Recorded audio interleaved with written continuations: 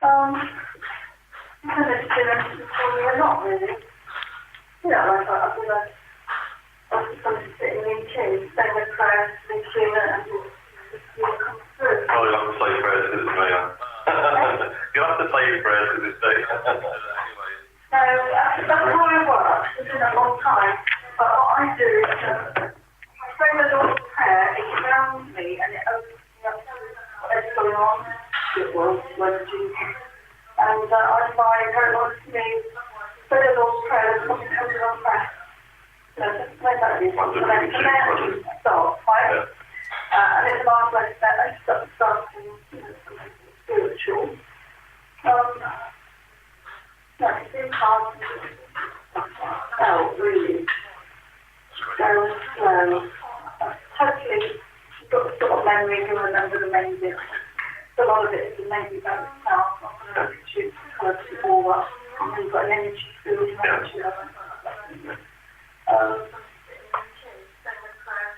yeah, I think that's what I'm doing. That's what I'm impressed to do anyway. Okay. Normally I get home to get things out. Okay, go with what you feel. I got very confident.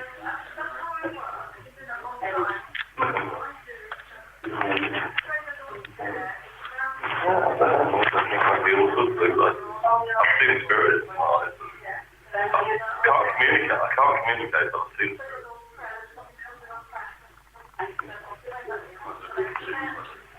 Yeah, so I'm just going to just gently go with it, right?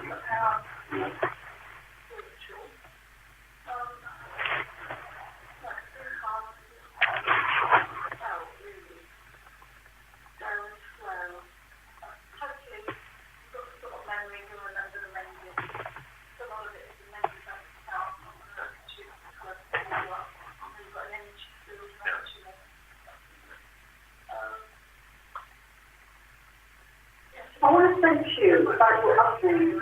I think your upbringing was quite a strict upbringing. You understand that, wouldn't you? Because I feel there's a man, gentleman coming, I feel your father, and he's giving me this impression, I just want to say the prayer, that you are quite a self-contained man. A lot of that is, is due to your upbringing. This is what I feel from you, and this is concerning. But you saying to me that as you got older, you didn't know him or not. Your father. And there's a really nice feeling going on. As I've all said my prayer, I just felt I was quite a self-sufficient, quite a strong character. So a great strength, a great, you've got, good principles. Very honest, hard-working, it's almost like, you work within, I can't put it into words, it's a feeling, but it's almost like you function just within, this state of a very good person, you've got good morals, you've got to be in those good morals. That's who you are. And that's the first thing I got when I said my prayer. I said, my prayer, that came in, this is who he is. And I got that. This gentleman came in and then sort of confirmed to me because of the duty to your upbringing. I don't think I had an easy upbringing, but his morals and that was very important. And all those sort of things. So that's the beginning. That's the first impression I'm getting of this person in the beginning. And I feel like I see your dad. If I see your dad and your granddad similar men, would you understand that? Because we can't look at my Well, that's really because I'm looking at a pocket watch. Yeah. And I'm wondering if I've got your granddad now. So you don't have a pocket watch. I think he did have one time, yeah. I think he did have one left. Alright. Yeah, I think so. I was adopted, by the way, that's me talking about my adopted father. Oh, I see, but you must have been quite young, did you? 3 weeks old. Oh, I see. It's my dad. He brought you up, and this is what you know. Sometimes I get it, it's just been fresh impressions for the information I gave you. But because I'm looking at the pocket watch, to me time is very important just now. I think it's actuality again, isn't it? All this sort of thing. I mean, it was very punctual. Actually, he was a perfectionist, right? That's the word. Well, look at this pocket watch. Yeah, it's important for you. What else could it mean to you? Because if it's on my hand like that, I just said, okay, this is the time, isn't it? There's a lot of things now. I just don't know what else this pocket watch. In a way, there was you can still do a lot of good things in you. Still, right? It's a very good man. Yeah, so I'm the kind of man that I feel that he looks, casual but quite a smart man. Quite smart. Quite a nice looking man, really. Yeah. I think he was when he was young. Now, I'm guessing I've got a like shoulder. Is that when you I've had a back on the shoulder. I've been suffering since December, one thing after another. I don't want to let you have it. I like to make it on the way over.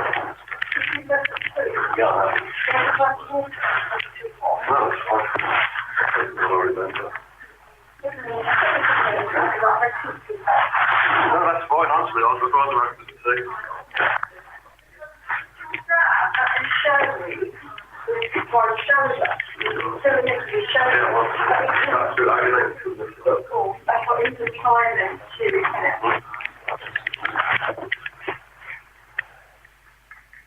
That's not a problem there, is it?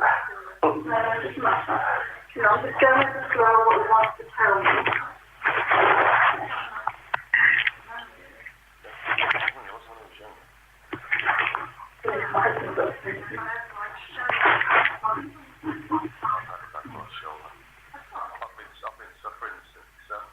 No, he's writing here an initial E. But that's when the initial E comes with your dad or one family. It could be a Christian name, it could be a surname. There was an Elsie. Elsie? That's the name you think of? Is that like an aunt or something like that? She's passed over as well? Very well. Right, it's very fancy, but remember I mentioned it, there might be something else to do with your life.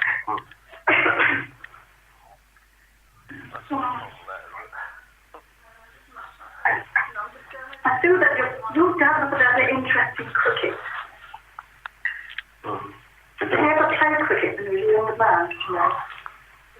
He might have, but he generally didn't like sport. That's right, can you show me a cricket bat? Yeah. He might have been when he was younger. It's not you then, is it? No. The other thing I get from him, once I can't, I've got to say it and leave it with you, just show me a cricket bat, don't it? Me, I'm very interested in cricket. You want to have to think of other things, you have really concerned us into cricket.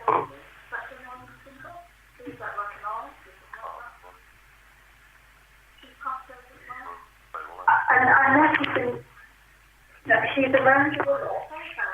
He helps you a lot behind the scenes. And I know that when he comes close to you, he's also portrayed to me that he's been really worried about you.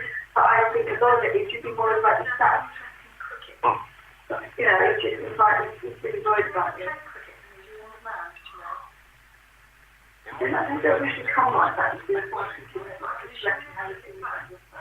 I feel he's been concerned about you. Get close to what's coming back to that. Well, I'm concerned myself about my ailments. I'm getting like, You don't understand the diabetes? Been mentioned to me. Did mention.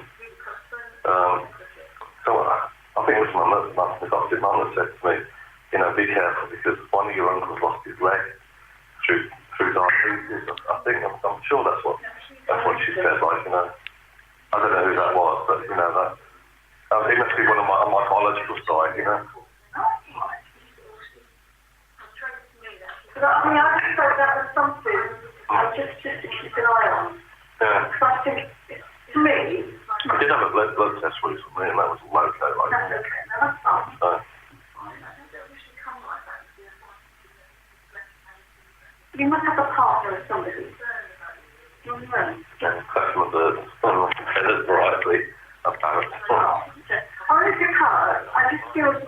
given certain amount of information about a woman. So I'm assuming that you must be, I think you were married, but with someone. Have you got a girlfriend? No, I mean, I've had girlfriends in the past, but a long time ago, really, like that. That's right, because I just felt that some of these things I'm telling you. There was one woman, I was clairvoyant, she was Cheryl, Cheryl from Dawlish. She said, well, this woman, you're meant to be with this woman, and she's going to be down at this certain place on a certain day. And when I went down there, and we're friends like this, but at the time she split up with her husband, but she got back with her husband. But it was, well, I'll tell you afterwards anyway. I'll tell you that afterwards. You're meant to be, and then years to come, you're meant to be. I just felt that some of the stuff I'm getting to you now was because somebody goes close to you. So if you must have something close to you. Female. Female, or even male. Not really. I'm not alone, really. I go out and do gigs and all that. I've never been alone, but it might appear that I am, because I'm all on my own, but I'm not that way, I'm a social type of person. Yeah, I feel like I am. It's strange to play my life, see. Yeah. I met my brother 10 years ago after my mum passed. Oh, yeah. And his life's been the same as me. And even he can do, he was coming back, he's killing himself because he couldn't find a woman. Oh, okay. He said, what is it with us, Alan? What's wrong with us? It's strange, isn't it? I don't know. Well, I've spent many years like that on my own still. So I don't understand, I was unsocial for it. I used to get really upset about it because I lost my hair when I was about 13. My hair when I was 13. I was on holiday and was walking with my dad. Yeah, well, I mean, that's a story in itself. And we were going. No, I can't shut up. So I told you I like that, didn't I?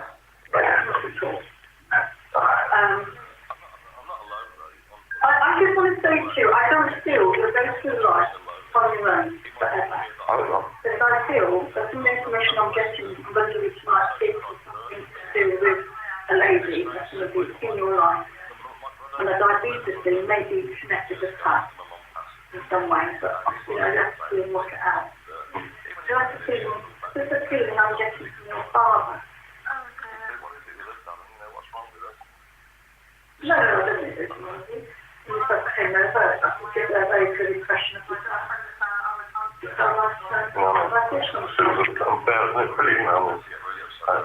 It isn't fair for like people, I'm lucky, I'm the people that are in wheelchairs and God knows what.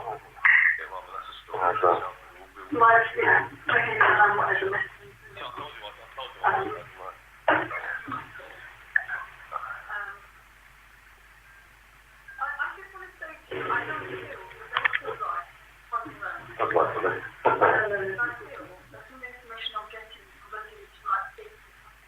Just stepping back, it's not going anywhere.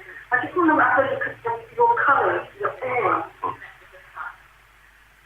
You have got some lovely colours in there. You've got lovely blue, green, you've got a lot of red, which tells me really that you're a very emotional person. And there's times when there's a certain amount of grey there as well. My grey to me is a bit of like when you get low, feeling low. It's always going to sound really at times. And then all of a sudden, you said about gigs, but it's music that can lift your mood, isn't it? I live for that really, It gives me, it gives me a vibe, I like to hear it. People enjoy it. And no. Then I enjoy it, they enjoy it. Yeah, it's your thing. It's spiritual stuff with you, my thing really. That's your thing, and that's really good. My day job, I'd love to give that up tomorrow, but I don't about your day job and that, but I had the impression I got baker. I don't think you're a baker now, but baker. Why do I get the word baker? Have you ever done anything with baking or dressing? Do that with a baker? Is the surname mean something to you? I knew a poor baker at school and we had a fight and he broke my nose and then I was the one who got in trouble and he was one who one punch he turned around. We were queuing to go on a holiday, just to go to Calais, I think it was. We were just standing in the queue like, we just turned around and bang. I just sat on the floor like, I like made trouble for that. All the teachers all trying to stop me like, I was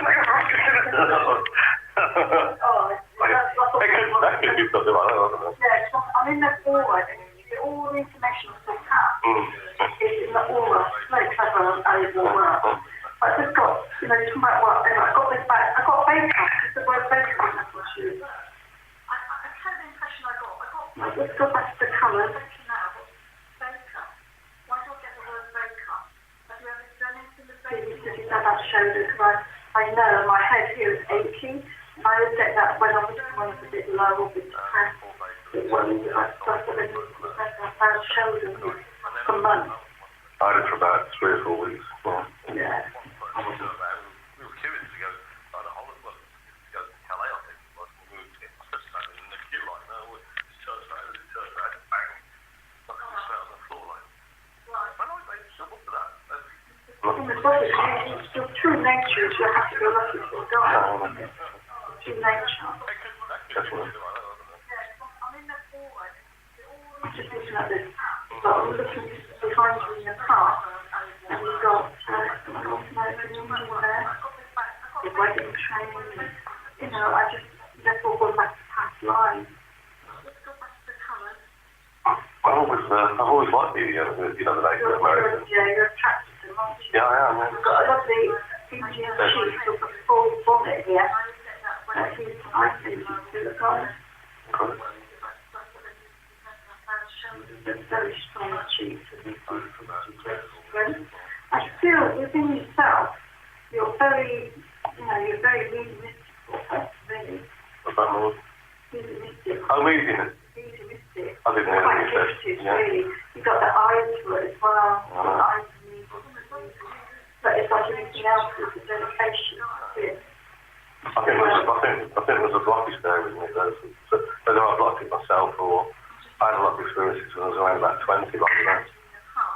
One of them was that strong that I quit my job as an electrician and I moved down here, left my home, left my family, left my friends, everything. It's that's the experience that I had was that, that was back in 1985 and I moved straight down here. So,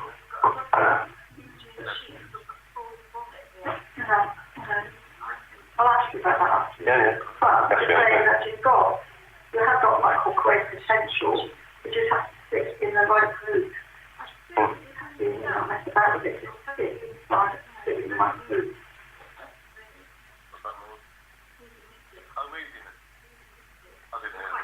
Lovely heart. I know I don't have to look at you. I'm not looking at your heart chakra yet, but I can feel the warmth within you.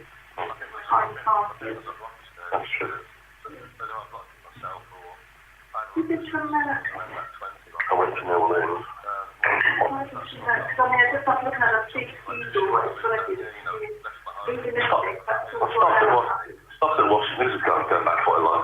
About 16 more years now. But I went to New Orleans. So I stopped at Washington, and then from Washington to New Orleans. That's fine. The eagle to me represents a medium. It also represents America. I'll ask you about that after. I had a strange experience when I was there. So. You have got what I call great potential. You just have to sit in the right group. You not mess about with it. Just sit inside, sit in the right group. With you, I feel you're not quite grounded.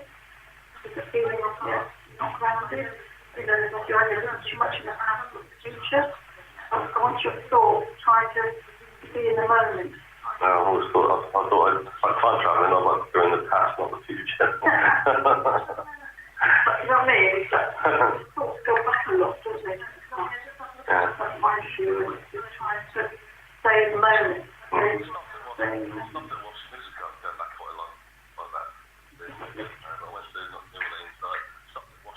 Really. That's a bit different. That's what I didn't dragon in that. Dragon? I know, it should be a cave, or colours, or dragon. Do you find into dragons, or Harry Potter, or all these things? Yeah, I do enjoy them. I mean, we do. We do. I did have bearded dragons once, the lizards, and I like those. No, that's it. That's so you can connect with it in some way, anyway, can't you? No, that's all right then. But I mean, I just felt, see one of your heart shots, which is good, your soul, quite, really cool. I remember the film Dragon Heart, that was a good film. Lovely film. With a they? And that tells me that's who you are. That's your soul. You're quite magical person. Yeah, someone told me, but I don't know, I mean, it could be rubbish, but someone said that I was linked with King Arthur and those like that. You don't know. No, I'm not, it's difficult to deal with the message. Oh, yeah, I've all sorts of strange things like that. Yeah, but I'm just saying that there is something more to you than what you realise. And I say in the past life, it's definitely been a fear of something. With a rich something. High priestess, but there's been something. I find that strange. That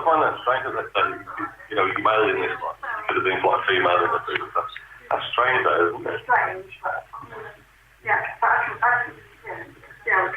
relate to it. You've got a dragon, and that's a baby dragon. And that tells me that's who you are. It's quite a magical creature. To me, you haven't really found your magic yet. I believe This that. sort of work is magical, and then especially when you do this sort of stuff, as long as you understand it and you're never afraid of anything, it's fear, isn't it? I don't think anything would have frightened me now, not what I went through when I was young. Yeah. But once you understand it, you've got to really make sure you understand it thoroughly. And one of the good things is when you do the awareness in our church, when they start around March, it's very important. And they take you through every aspect of the awareness of the leadership, physical phenomena, everything. So at the end of it, you understand it, understand it. I think that will be for you one day. See, once you're hooked on this journey, this path of truth, you've never come off it. Got nice colours flowing, got more people, the windows now coming around you. Think the colours low.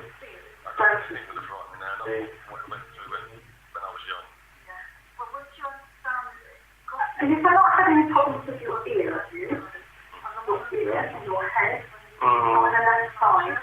Yeah, I feel like I pick it sort of there, because but I don't know, something. I seem to get something that like grows just there, and then I pick it and it falls off, and that's it, and then and then it comes back. I don't know why it comes back, but But there's a lot of healing around that area of your ear, you see. When there's healing. Once it grows again, just it's not much, but I know it's there, and I can feel it. If you can feel it, you should mention it to your pharmacist. Check it. I mean, I'm not told it's a warning or anything. No. I always say it as it is, but the colours went to that ear, that part. I thought it was strange. There's nothing there dark, not sure anything is into it. I always think sometimes you get things, you just check them out. I don't think that is anything, really, is it? Oh, that's fine. Yeah, I feel like I pick it sort of there, but I don't know, something. I seem to get something that like grows just there, and I just know it falls off, and that's it, and then and then it comes back. It's going to dry. Yeah, there's a lot of healing around the left bone. I mean, you're not tall. You're not tall. No, I'm tall. I'm short, something like that. Everyone's taller these days, though. When I was at school, I was one of the tallest, and I'm the short. I just think that you are somebody a gentle man. You just mentioned the kind of gentle drive, or gentle. Yeah. You've been sketching. No, but I brought a sketch home a few weeks ago. There's someone that Paul, his name is Paul, and he sketched one of my uncles. That could be it, because I've got that in the lounge. So I was going to show my brother down here on holiday, so you can recognise it. Because I just got I just felt I wanted to pick up a pencil and sketch something. And I was like, you must be artistic. Did you do anything when you were younger? I was never really that artistic, I wouldn't say that. Music-wise, I think, I could have, my mother played the piano and whatever. Remember I've mentioned it to you. I don't think drawing-wise. You said you've got this sketch. Because I know I've got two brothers, one of them's always been good with me, they did go to college, vibrant and do a bit of painting, and with whether that hasn't done anything is amazing. But I just feel you could be good. But remember, I've mentioned it to you. So one day you may think, oh, I should go and do something. Draw a mastic, man. I don't feel it's you. I just want to come away from that.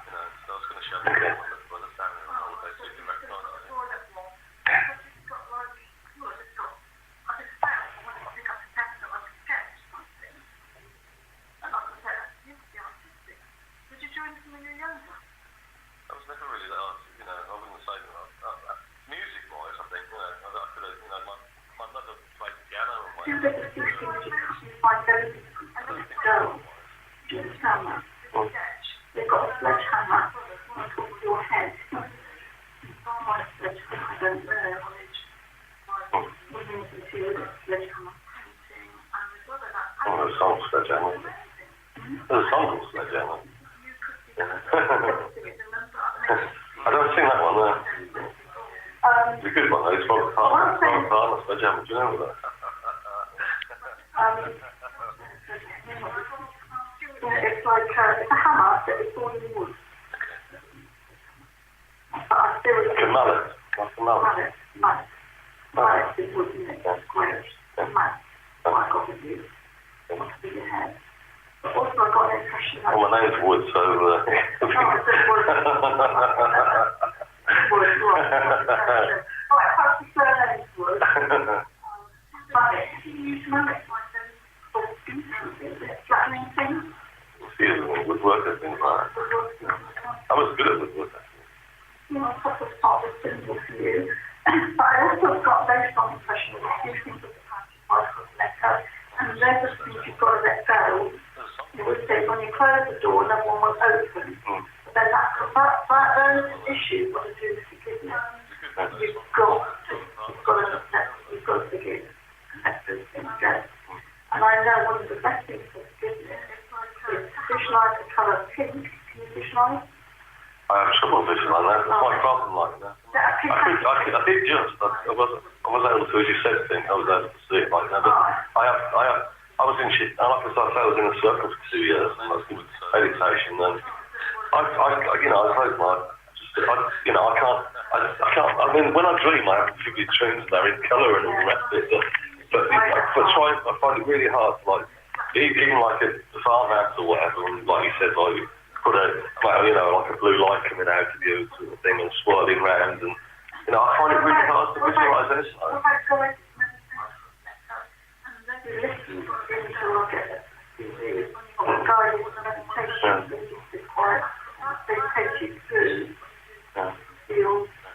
I think there's a blockage there somewhere. I don't know whether it's been mentioned to me before, this blockage that I've got, and I don't know whether someone else put it there or whether I put it there myself. I don't know.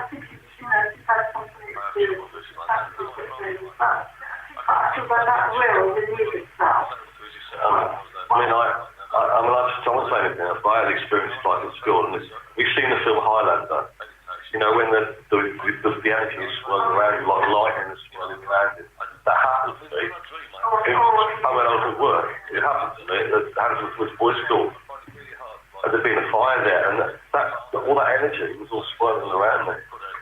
Just like the film Highlander, before the film came out, back when I saw the Highlander film, I thought, oh my God, it's just like the quickening.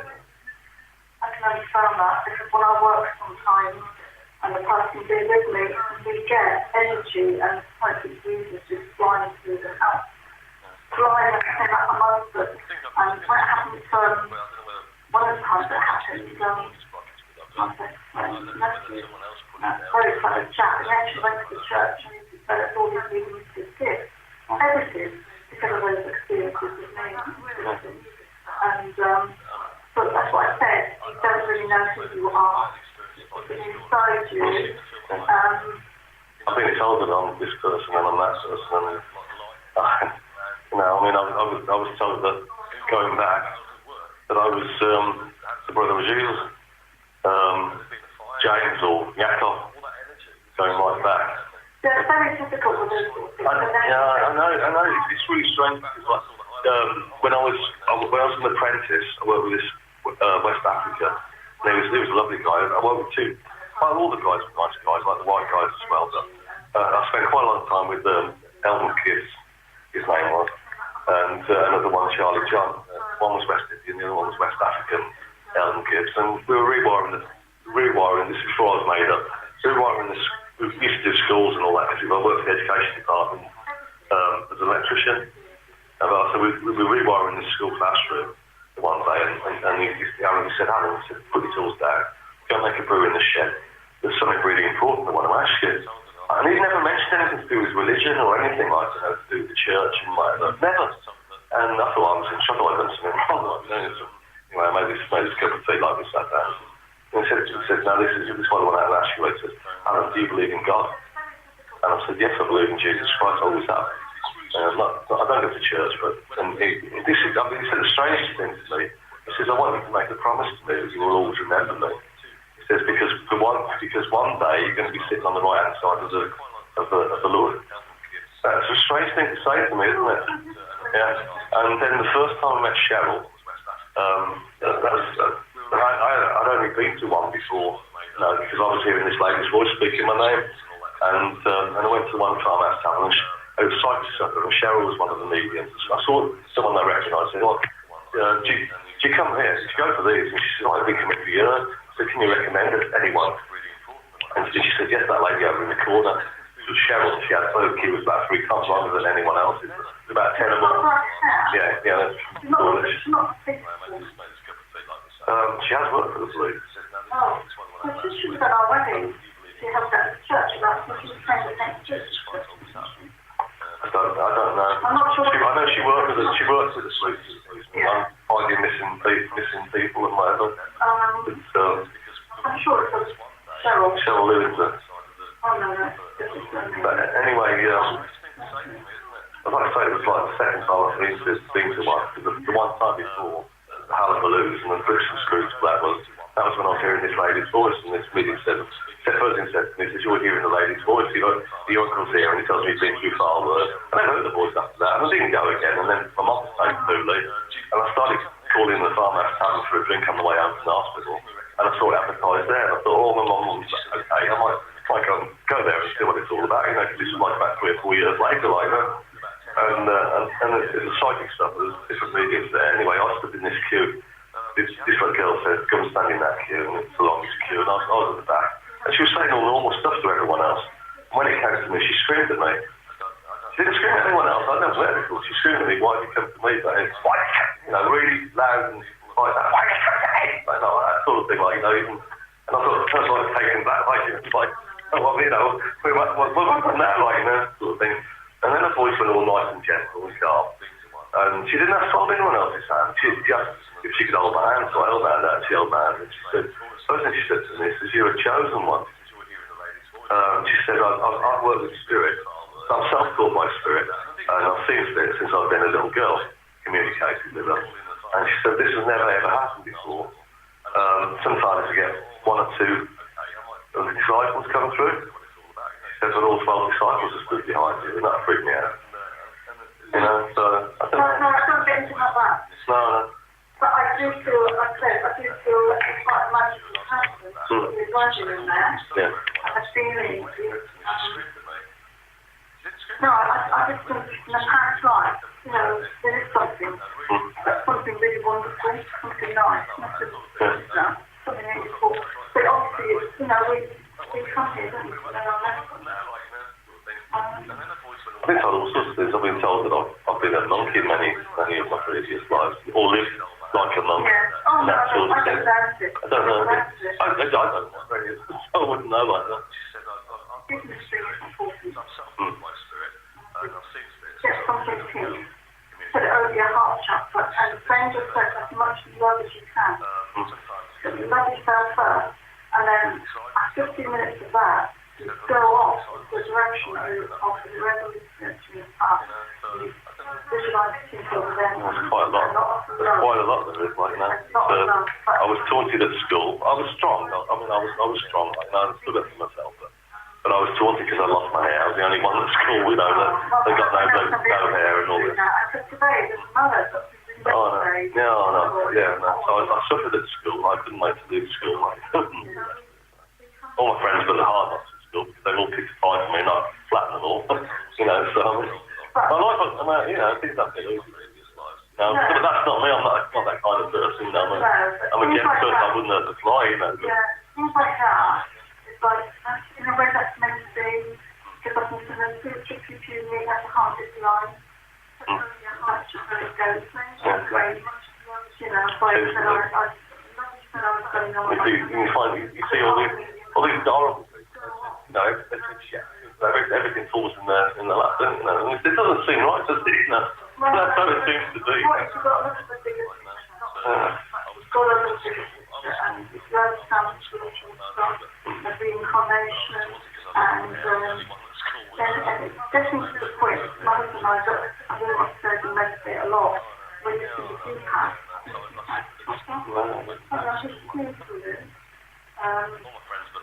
What is the strongest force on the earth? Is it the good or is it the other?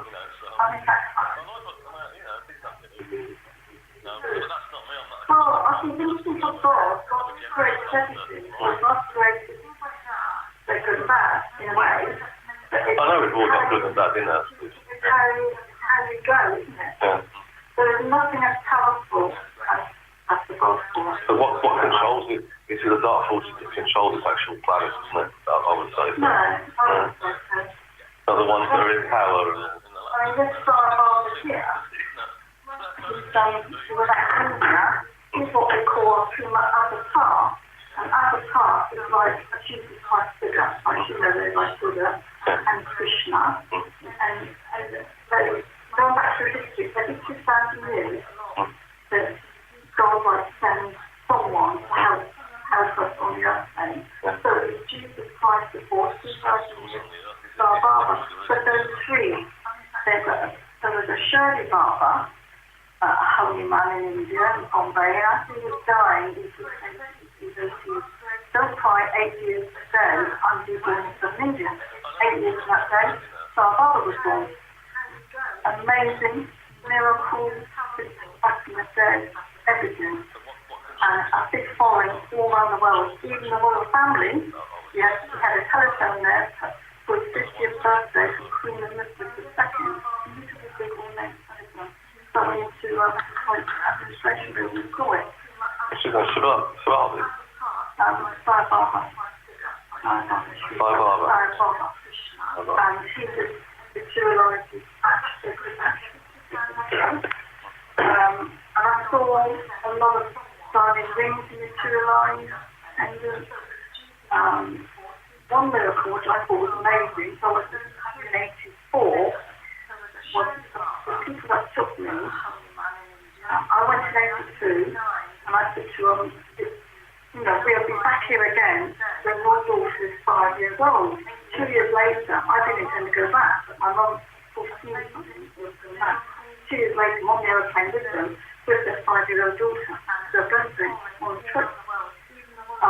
Because I've always been able to sort of tell people things. But sadly, a woman is now a very close friend of mine, so I was also driving on the trip.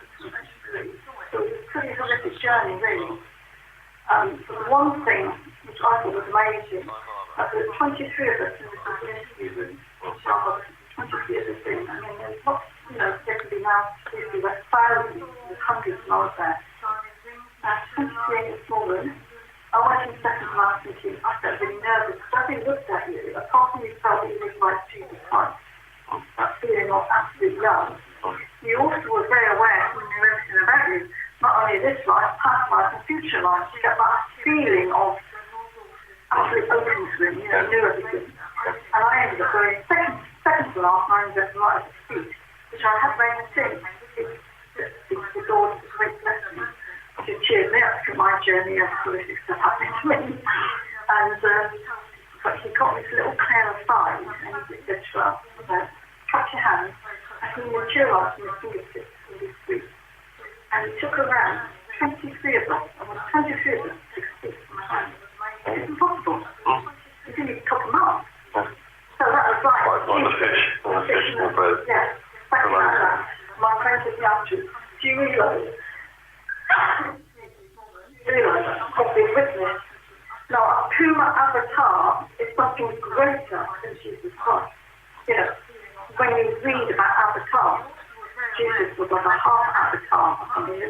You know, it's so you can control the weather, you can change gold materials, silver, platinum, you know, doing different gems in. But I mean, obviously, this man here had a spiritual life like Jesus Christ, from a small child until he died. He died about 8 years. So I mean, there's all his love, you know, as a spiritual man. Recognised when I was there, there were prime ministers of Italy and people from all nationalities, and they were all having miracles. But he was, and there's lots of other places in England. But because I'm interested in physical phenomena, and a friend of mine still community to talking about that, I'm like feeling like it means from 1970s. You know, it's just like I can physically there, and I went twice. And when I do my Reiki, he very often is in the room with me, diagnosis, always has that thing. But like I'm saying, and he said that there will not be a nuclear war, and he has said to help mankind, but that he's gone now again, he's gone for 8 years again, and then pre-Messiah will be born. He'll be born in southern India. It's kept quiet at the moment, but I've seen pictures of his next life, pre-Messiah, and he looks like Jesus Christ. I watched a lot of stuff to do with like Nibiru and this, they call it the Planet of the Crossing. Have you heard of that? The Planet of the Crossing. It's in every so many thousand elliptic orbit. Oh yeah. It's in a comet-like orbit, but it's actually a solar system. Oh yeah. It swings into our solar system and affects all our planets and everything else. The thing is, like, I watch a lot of that stuff now because I had a vision about 2 or 3 years ago. It's really strange. Like, I dreamed, but this was more than a dream. It was like I was really there, and it was right. It was right before. It was very short. It was so vivid. It's the most vivid dream I've ever had in my life, and it was like I was really there, and it happened. Like I say, it was very short. And when the dream finished, when I woke up, it was time for me to get up and go to work. Because I don't set an alarm clock, it automatically wake. And it was a bang on the time that I wake up to go to work. It was just before I woke up. And I was stood on a hillside with some other people, and I looked up to the sky, and I saw this huge blue planet coming towards the Earth, like that. And as I turned with the other people, I don't know where I was running to, like, so this planet coming towards the Earth, big blue planet. That's what I saw in this. It was more than a dream. It was.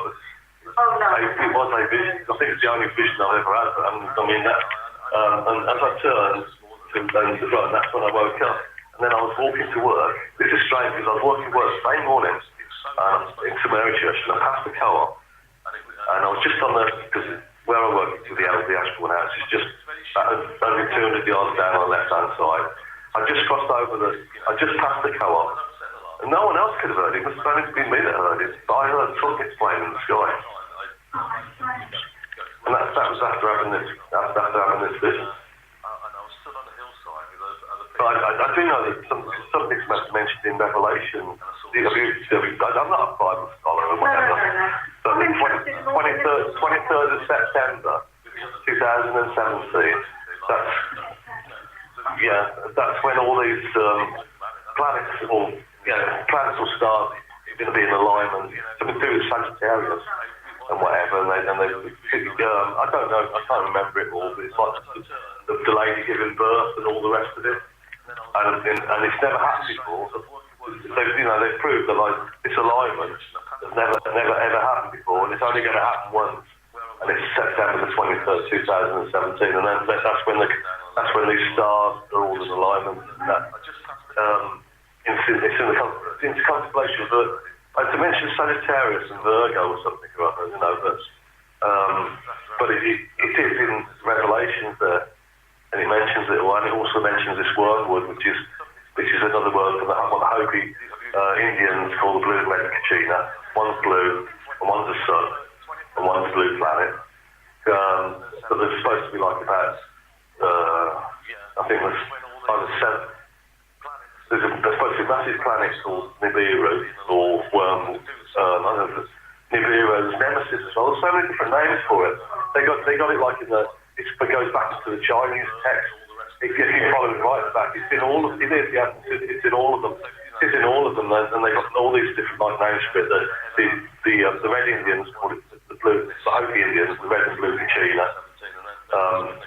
One is the destroyer that destroys worlds and whatever, like, you know. But that's, you know, that's what they say. I watch all of those, you know, because they reckon that's why, you know, the dads that leave, whatever, they spend trillions and trillions of dollars building these underground bunkers and these sea vaults in Norway and everything else because they know that, you know, they think they're going to be safe underground. It's just in the Bible that, you know, there's the rich men and all the rest of it are going to go underground, isn't it? You know, in the Bible. So, you know, I'd rather just face it and die, you know, there's no point in just, you know, every time such as nothing. Stuff like 1,000 foot high waves, and then all the continents of the earth are going to shift because of the electromagnetic pull from this all the rest of it, and the whole shift. They say the Earth's going to stop rotating for 3 days, so it's going to be, you know, that's like the 3 days of darkness, isn't it?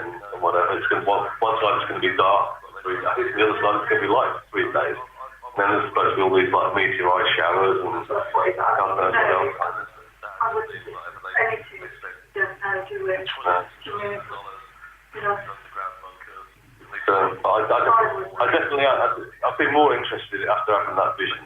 You know, I mean, I watch everything. I watch all the new videos on YouTube about it.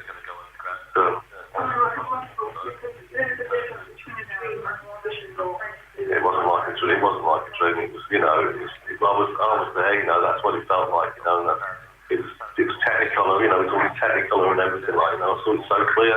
Also, it may be there. It may not be in the long time. It may be next time. For them, there is no time. Whose service is this? Cheryl's. The Dorish. Yes, I don't know. But, you know, someone really needs attention. Most of me. I know the name. It's from the one I gave the blonde one that was doing the reading. Oh yes, I have seen them before. I haven't seen them many times. So I sat with her parents when she was 9 years old. They were very good though. Oh, yeah, because I worked, didn't I? I saw the end bit, really. It was a raffle, really. I tell you a strange thing today. Like, God, I was in this circle with Cheryl, and for 2 years it was, and I you know, I practiced that Reiki, yeah. I could have, I could have had a certificate, but I never sent the money off, but never mind. But anyway, I did it, like, you know, and, but it was funny because it was cancelled. All of a sudden, it was cancelled, like, you know. I mean, we were all there the 1 week, because none of us had missed it. There was me and my friend there, and there was 5 ladies. There was 7 of us in this circle. And none of us, you know, we'd always been there, you know, we'd never missed it. It was on a Tuesday night, never missed one, like, you know, everyone was always there. Anyway, the one before it was cancelled, everyone was there. And then most of us smoked, so before we used to do like the meditation first, and then the healing part after the break, and we'd go outside and have a cigarette. And I was stood there with the girls, and they were all fidgety, they couldn't stand still. And I said to them, what's the matter with you, like, you know? So, you know, you could see, like, they're all agitated, they couldn't stand still, like, you know, and they looked at each other, and they said it together. We've seen Cheryl's wing, right? Right, this is very frightening, whoever it was frightened them, right, because, anyway, I told Cheryl at the end of the night, you know, because I used to, always, like, everywhere I go, I'm usually the last one to leave, like, you know. So, no, the limousine, whatever it was to frighten them, because, nice things. That's all. I don't know. I don't know. All I can say is that because I didn't see it myself, but anyway, at the end of the night, I spoke because I you know, like I say, I'm usually the last one to leave anywhere. Like I like to chat, and I was having a cigarette with Cheryl, and I said, Cheryl said something strange happened earlier. I just told her what. She said, well, when we all came out for a break, and I told her, like, you know. And anyway, she screamed at me. Like, she screamed at me, like, when she first said, she said, "They've seen my what?" She said, "They're not supposed to be able to." Then she said, "We're not supposed to be able to see that. That isn't." They said it together. That's what she said. That was her exact words to me. Anyway, when I went the next week, I was the only one that turned up the next week, and this lady from Payton that as a guest house in Payton was only two of us out of 7 that turned up. And, you know, and that took us cancelled, like that. That is odd, because if it was something beautiful, people would think nice to them, but not to go. But whatever it was, it didn't frighten us. Because like I say, they didn't come back the next week, you know. They didn't. should have said to her, but they were like that. And when I told her, Cheryl was really upset about it. You know, she screamed at us, you know, at the top of her voice. They're not supposed to be able to see that, you know. Yeah, I know. It's strange, like, you know, so I don't know really. I know there's different types of energies and whatever, you know. Yeah, well,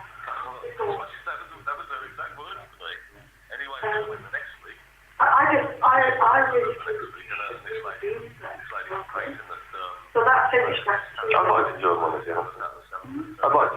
I say, I mean, I tried the meditation, and all the others could see me in their meditations, like wherever they went, like, you know. I mean, they saw me pulling people out of a plane crash, like, you know.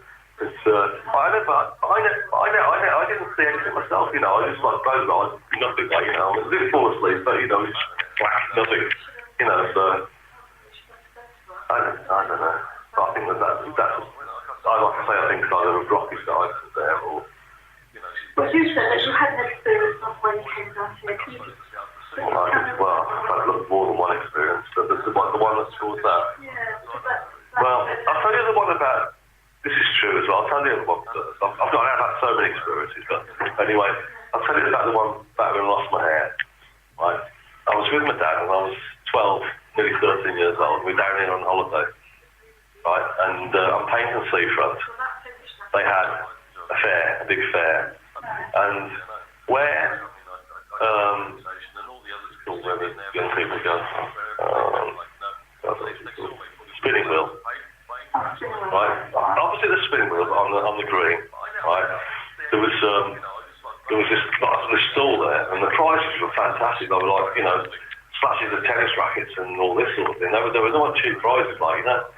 Anyway, they had this big spinning wheel with all the football teams on, and I had 2 goes, and I won twice, 2 out of 2. And then, I mean, there were people queuing up to have a go, like, you know. And I went 2 times out of 2, and I had a tennis racket. I had something else, I can't remember what it was, but I had the 2 prizes. Anyway, my dad said to me afterwards, he knew what the next one was going to be. I mean, I'm not saying I knew what I didn't know what they were going to be. I just picked the right, you know, by luck or whatever, you know, or fate, but, you know, I had the right ones. But my dad father said to me, he said afterwards, his name was George, he said, I knew that the next one was going to be, and he was going to face his bet. A woman stepped in front of him, and she took the one that my father was going to, she took the team that my father was going to go, and she won, right? So my dad didn't bet at all on that one, you know, she actually won. But my dad would have won, and she stepped in front of him. And then we were walking away, and where you got the lamppost on the seafront. And it was a beautiful summer day, calm summer's day it was, beautiful, warm, calm summer's day. And there was a big board tied to the top of the lamppost, massive board advertising some round table. I don't know what round table it was, but it was advertising some round table. And it was massive, this thing, tied to the top of the lamppost. A gust of wind came from nowhere, right? Blew down at the top of the lamppost. It hit my father first. My father spent 3 weeks in Payton Hospital with a broken ankle. But it bounced off him, because my father was like 6'3". It bounced off him, and it hit me on the head. And like within 6 months, all my hair had gone, like, you know. But, yeah, I was 12, 13. I mean, that isn't normal, is it? Like, you know, that no way is that normal, like, you know. Because I'm not lucky, and I'd have a go on the lottery and never even get a number, like, you know, do you know what I mean? One number out of whatever it is, you know. So, you know, I'm not lucky that way, you know. But, I wonder if you'll let us have a phone in the head for all the reasons. I don't know. But I could tell you the other thing. I could tell you you know what I was saying when I was in that school, Handswood Boys School? Well, before the school was closed because there's been a fire, right, and part of the school was completely gutted. And I was a made-up electrician then. I was about 20, 21 years old, around about that age, and had my own emergency van. Anyway, the school was closed. The caretaker let me in. Before I started the job, I was just there to test that the power was dead. There wasn't going to be any more, you know, the main fuse had blown. That's what the job was, really, test the main fuse board, you know, 3-phase and whatever. Anyway, when I went in, the caretaker, it was a nice caretaker, and he said, why don't you make yourself a cup of tea, you know, before you get your tools and whatever. I said, oh, thank you. He said, you teach a staff room. So I did when I went in, like, you know, it was as you expected, like, you know, it was all nice and tidy. There was nothing on the tables. All the tables were clear. Everything was up in the cupboard. You know, do you know what I mean?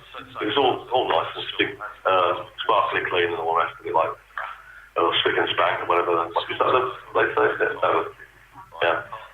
Anyway, I did that, and then I went to my van, got my step ladders and my bag of tools, and I made my way to the main fuse board, put my step ladders down. And I heard this bleeper, because we used to carry bleepers with us before they had mobile phones. Because if the bleeper went off, you had to phone the office and whatever if they wanted you. Anyway, I heard this like bleeping noise and it was getting louder. So I started off quiet and it was getting louder. Then I turned around, there's a man walking towards me with an African dark skin man, wearing a blue boiler suit. Right, and he came to me at the foot of the step ladders and he said 3 words to me. He said, I will help you. And then gone. You know? Right, and then when I got to about the 3rd rung on the ladder, and I had all that blue white lightning all swirling around me. Right, and that was you know, I didn't move. I was like, when's this going to start? Like, you know, then only seconds that went on, and then that gone. Anyway, I finally got up to the fuse board, opened the fuse board up like with a screwdriver. I got me tested because they were like bare buzz bars, between 415 volts. I tested it, all gone. Main fuse was gone. So that's my job, then everything was safe, there wasn't going to be any more fire or whatever. Like.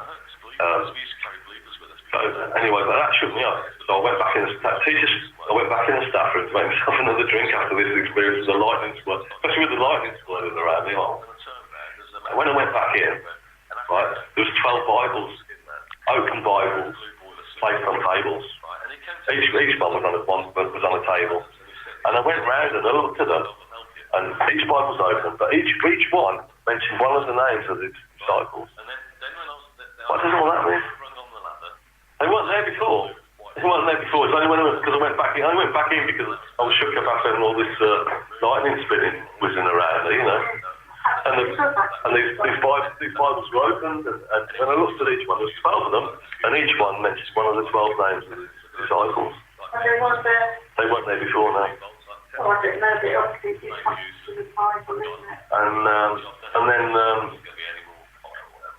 that was the other thing that made me move down here. I mean, so I've had a lot even more than that, so I'll tell you the other one right now. This is why I moved down here. I used to go to, ever since I was 17, I used to love the Belfry. I don't know if you know the Belfry. It's in Birmingham. My actually brother lives right close to the Belfry. Oh yeah. Yeah, this is like out in the sticks, like, you know. It's a big golf centre. They had the golf open there one year, but you know, it's a posh place like that. And ever since I was 17 and I had my first car, you know, ever since as I left school, I'd always gone there every Saturday night, never missed it. I used to like ice skating and roller skating as well because I lived at the ice rink as well. But I used to go to the golf on a Saturday. And anyway, like I say, I was like 21, and back in 1985. And it's particular. I always knew people there, like school friends and whatever. Like, you know, every time I went there, I always knew someone. This particular night, I actually knew no one there. But on the way there, you have to go through Wishaw and through the sticks and all the rest of it. It's all out in the countryside. I put a top stereo I had a 43, and I put a top stereo in my car. and I always used to listen to the R&B radio. And the DJ that used to do the Belfry, the disco, was the DJ from the R&B radio, Nicky Steele. He's the one that used to do the disco at the Belfry. Anyway, I always listened to the R&B radio because that's on the Birmingham radio. And anyway, when I was on my way travelling this Saturday night, on my way there, all of a sudden the music stopped. And I heard it was a top stereo, it was a top range sharp with digital and everything else, like, you know, separate amplifier. So, you know, it's more or less brand new as well, like, you know, so it didn't malfunction or anything. But anyway, the music stopped, and then this voice kept repeating on, a screechy voice. It sounded female, but more than one voice, and it kept repeating, "We're going to get you, we're going to get you, we're going to get you," on the radio, right? And anyway, that lasted for, I don't know how many seconds. Then the radio, the song started playing again, you know, at the end of the song, like, you know. And because I'm not a scaredy cat or whatever, you know. I mean, I know these things, like, you know, I've experienced through my life, like, you know. So I don't get scared too easily. Like, so anyway, I carried on to the Belfry. When I got to the Belfry, didn't know anyone there. I used to like dancing, but I wasn't a show off, you know. I got on the dance floor and everyone stood around me in a big circle. Right? I thought, this is weird. You know? And then I came off the dance floor, and this girl, I mean, I've never seen a girl like it, and, you know, before or since, really. You know, she was absolutely stunning. She was blonde, blue-eyed, and that's my ideal, like, it was like the girl from ABBA. She was always my favourite, and Ursula Andress, like, you know, but they were my two favourites when I was younger. But anyway, she was, like, absolutely fantastic, like, you know, and she was wearing this cowgirl outfit. And she came straight up, when I come off the dance floor, she came straight over to me. She said, "I want to go home with you tonight." That doesn't happen to me, you know. I was shy because I'm losing my hair and I got no confidence. Got so much confidence out of me and whatever, like, you know, all the bloody stick I have been called shouting baldy all the bloody time, like, you know.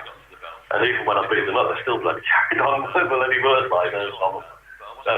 Anyway, not to worry. But anyway, so I would say, I mean, I was shy, and anyway, she said, "I want to come home to you tonight." I said, "Well, I can't do that, like, you know. I live with my parents and whatever, you know, it's stupid, really." But anyway, and she walked off in a huff. And that was that. But then on the Sunday morning, like I said, if I say all my friends at school, whether all the hard knocks, they'd all pick the fight on me, and I flattened them all, you know, including them on the broke my nose, like that.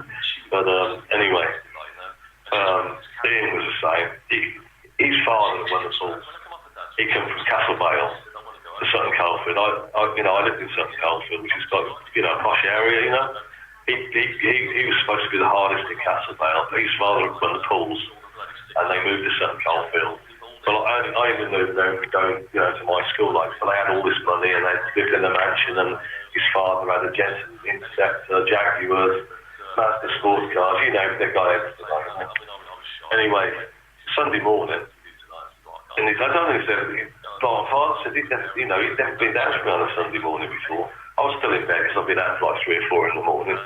And anyway, Dad shouts up to me. He says, "Alan, your mate's here, like, you know." So I get out of bed, come down, and I said, "Okay, Ian, what's wrong, like, you know?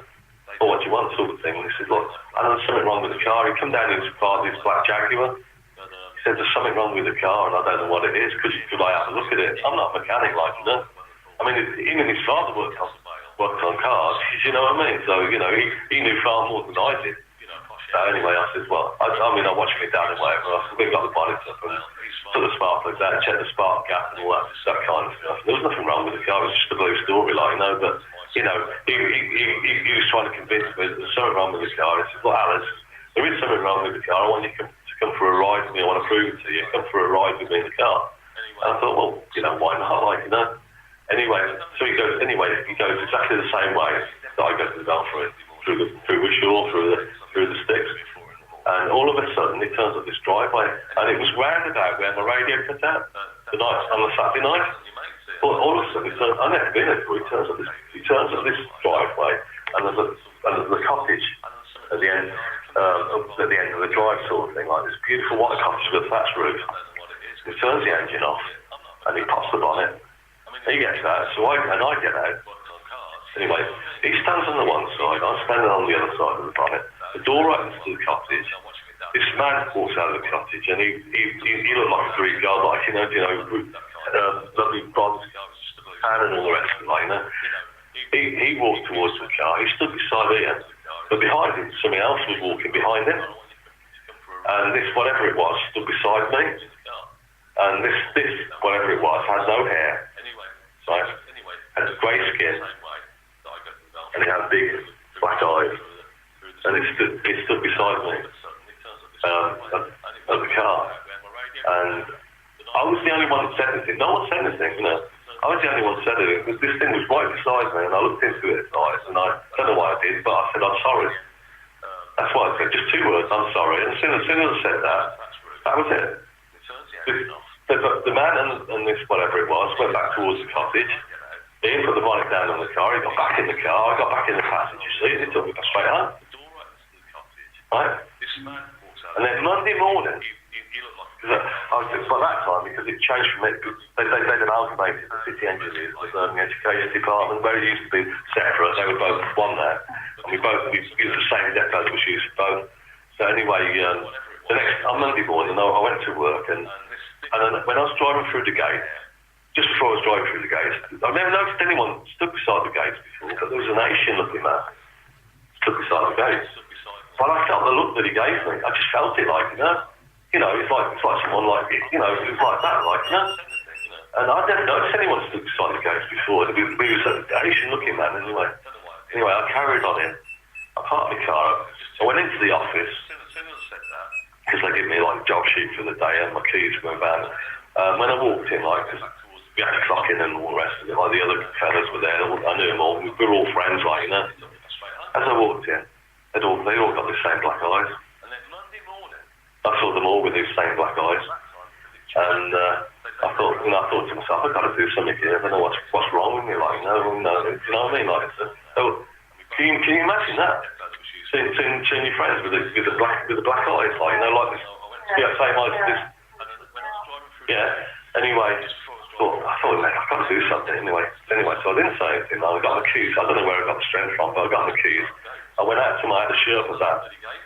I went out to my van, and the mirrors were bolted on. Like the interior mirror, rear view mirror. Now they're stuck on the glass, aren't they? So these were bolted on, right? Anyway, I ripped it off with my strength. I just ripped the whole thing off. I had the mirror in my hand. I walked in the office, and I said, I'm not feeling very well. Holding this mirror, right? And this is, I think we're going to take him home, like, And I went home, and then I moved straight down in. I left everything like that. I saw them all with these same black eyes. And I thought to myself, I've got to do something here. I don't know what's wrong with me, like, I can't do anything tell you much more, but I mean, it's nice listening to you. You have got something. I haven't made any of it up, those things. Really haven't. My sister's had experience as well. Yeah, well, I've had stuff that I do know, such as forgiveness, right? Get something pinched, stick it on here, do the love thing, and just go around all over. There's a lot. There is a lot if you think about it. Like, you can put more than one. Yeah, I have forgiven them. I can still feel it. It still hurts. But I have forgiven them. I just want you to leave. I'm just sort of saying, set up your thoughts, you're invited to the right circle, the right people. Yeah, well, I've always, I shouldn't say this because Cheryl, I like Cheryl, she's my friend, but, I think, for the first time for me to meet her and her to scream at me, why have you come to me? It's like,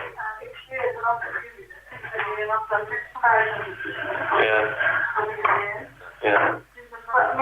You're really nice person. But there's something more to you, but it's magical. And I think you eventually will stick in the right awareness group or the right circle to the right people that will remove the blockages. But I will give you a meditation stage. Deep up. You do healing, don't you? Healing class, yeah. I suppose you do it, try with the leg, could you? So I don't know whether it's trapped nerve or what it is, but I've had it for 4 weeks now and it's absolutely killing me right now. You know, I like sharing with friends, but... My husband's a wonderful healer as well. The doctor he's really powerful. Yeah, I mean, for the first time for me to meet